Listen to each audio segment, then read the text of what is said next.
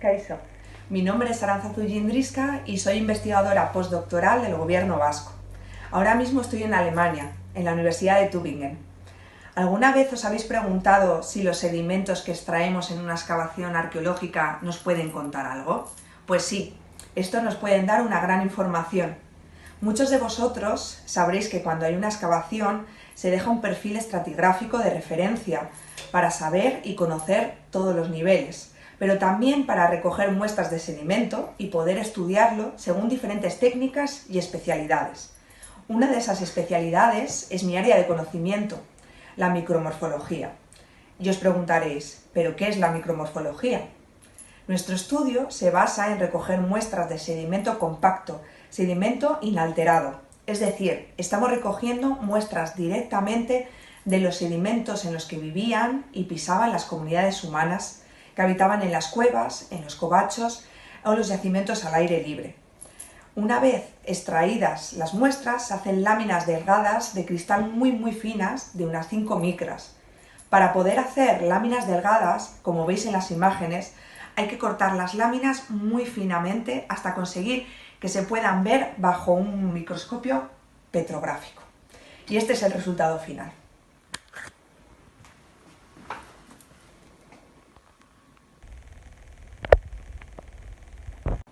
Y ahora podemos ver qué pasa con estos sedimentos bajo el microscopio. Vamos a verlo. Lo que podemos observar son los restos que dejan los humanos en estos sedimentos. Podemos ver huesos de animales que comían o que utilizaban como combustible para hacer hogueras. Carbones de las mismas hogueras, siles, que son las herramientas que ellos utilizan para cazar, cortar y demás, e incluso la actividad de animales que pueden alterar los sedimentos de una manera muy destructiva. Pero también podemos reconstruir el clima y el paleoambiente en el que vivían estos humanos. Aquí, por ejemplo, estos sedimentos nos indican que había mucha humedad y mucho frío. Estas formaciones laminadas nos indican periodos de congelación y descongelación de los sedimentos. Y después de esta explicación, a partir de ahora os daréis cuenta y observaréis que la tierra que pisamos es muy importante porque tiene vida y también podemos saber y podemos descubrir a través de ella cómo ha cambiado a lo largo de la historia.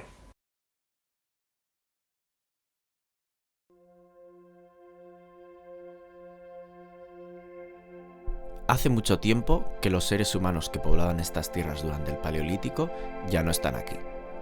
Sin embargo, podemos entender su forma de vida y su forma de pensar a partir de los restos arqueológicos que nos han dejado. En su día, los neandertales venían a estos acantilados a recoger una materia prima que para ellos era muy importante, el sílex. Muchas de las herramientas que fabricaban eran de hueso y madera, por lo que pocas se han conservado hasta nuestros días. Sin embargo, las herramientas que fabricaban en sílex han perdurado. Gracias a estas herramientas podemos saber cómo era su modo de vida y aprender mucho sobre su cultura, pero también podemos extraer información sobre cómo era su comportamiento cognitivo. Nuestro cerebro cuenta con 2 hemisferios, uno derecho y otro izquierdo. Cada hemisferio se encarga de diferentes funciones cerebrales, por lo que se comporta de forma asimétrica.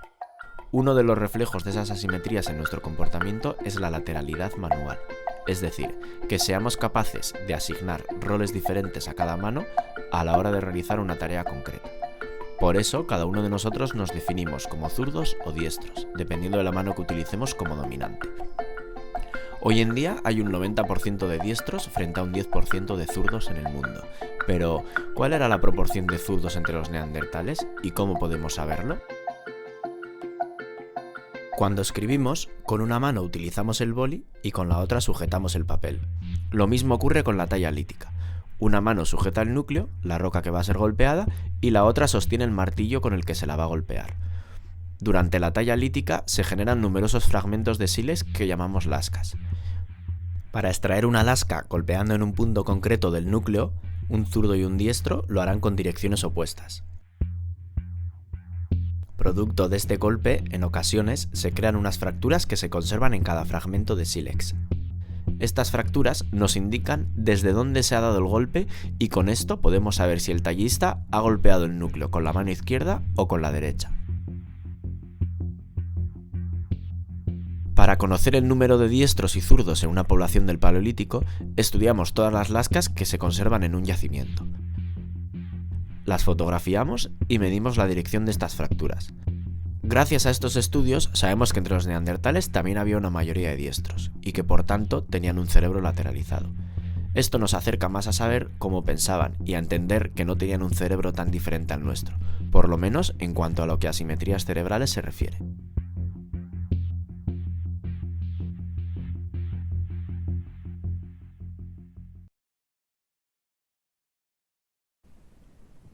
Hola, soy Maite García Rojas, investigadora del área de prehistoria de la Universidad del País Vasco y me dedico al estudio de los útiles realizados en piedra durante la prehistoria.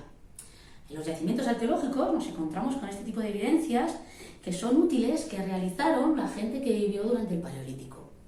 Nosotros, para saber cómo era su forma de vida, les hacemos un montón de preguntas.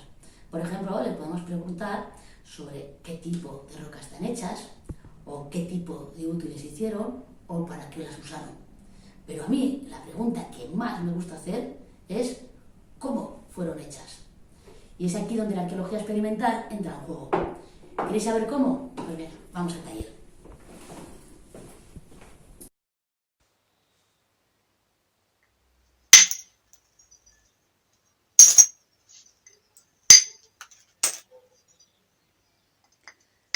La arqueología experimental es una disciplina arqueológica que consiste en tratar de saber la utilidad y los modos de elaboración de los objetos arqueológicos. En este caso estamos reproduciendo la fabricación de un bifaz. Para ello empleamos los mismos materiales que encontramos en los yacimientos prehistóricos. En una mano tenemos un bloque de siles, que es una roca particular y ampliamente usada durante todo el Paleolítico.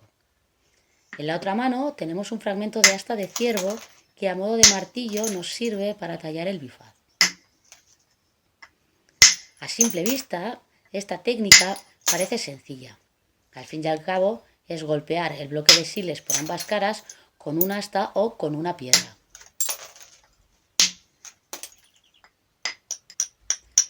Pero realmente es mucho más complejo de lo que puede parecer, porque tenemos que planificar cada uno de los golpes que damos para conseguir un filo útil por todo el contorno de la pieza y darle una forma triangular o un extremo apuntado. Y lo que es más importante, no se nos tiene que romper, claro. Y voilà, aquí tenemos un bifaz, un útil estrella durante gran parte del Paleolítico.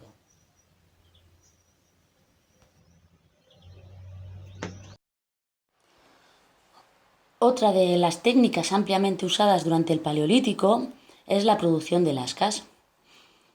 En esto consiste en coger el bloque de siles y golpearlo con un martillo de piedra con el objetivo de extraer una porción del bloque, que es lo que nosotros denominamos lascas.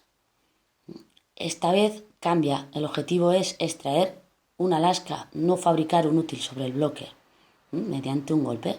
Fijaros, eso es una lasca.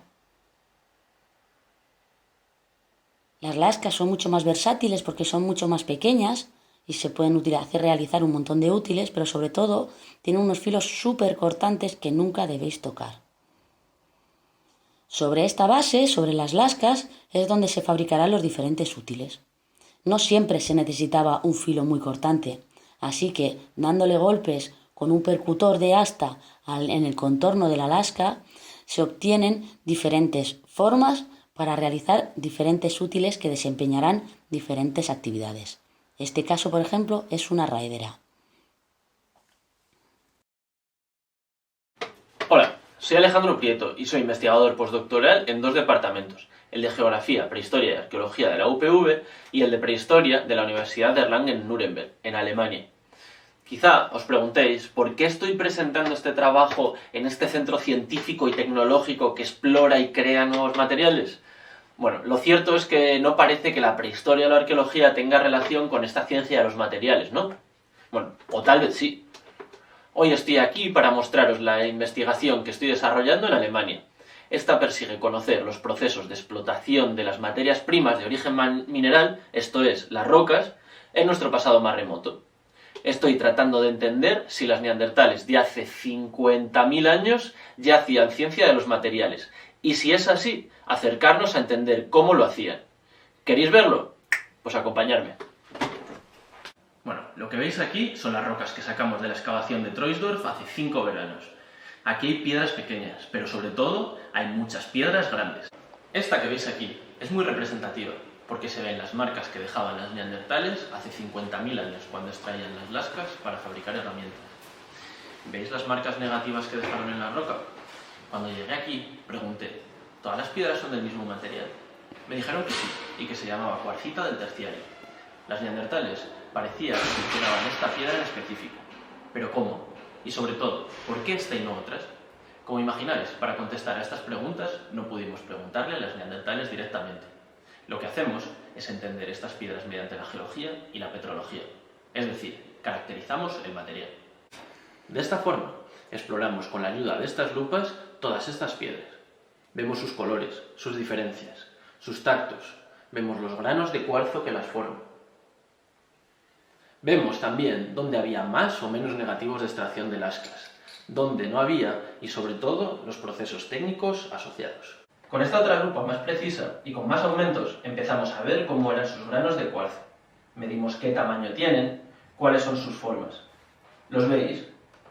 Vemos diferentes minerales, vemos si había o no cementos que unían los granos de cuarzo. ¿Los veis aquí?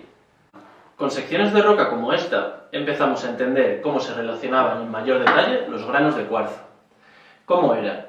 Los miramos en el microscopio petrográfico y así conocemos sobre todo los cementos, de qué material eran, dónde están y dónde no. Descubrimos diferencias interesantes. Vemos que esta piedra es más una silcreta que una cuarcita. Y sobre todo que tiene 3 facies, es decir, 3 variedades diferentes. Cada una tiene características físicas distintas y que hacen que respondan mejor cuando se tallan y también cuando se usan. ¿Y las neandertales explotaban unas por delante de otras? Pues eso parece. Vemos que una está más explotada que esta.